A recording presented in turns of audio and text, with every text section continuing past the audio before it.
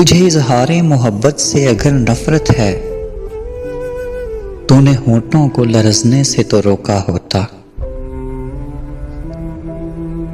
بے نیازی سے مگر کانپتی آواز کے ساتھ تو نے گھبرا کے میرا نام نہ پوچھا ہوتا۔ تیرے بس میں تھی اگر مشعل جذبات کی لو، تیرے رخسار میں گلزار نہ بھڑکا ہوتا۔ یوں تو مجھ سے ہوئیں صرف آب و ہوا کی باتیں،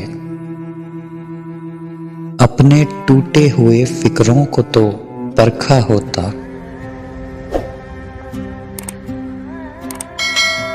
تیرا غماز نہ بنا خود تیرا انداز خرام، دل نہ سنبھلا تھا تو قدموں کو سنبھالا ہوتا۔ اپنے بدلے میری تصویر نظر آ جاتی،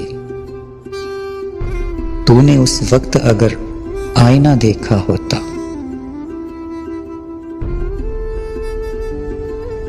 حوصلہ تجھ میں نہ تھا مجھ سے جدا ہونے کا، ورنہ کاجل تیری آنکھوں میں نہ پھیلا ہوتا۔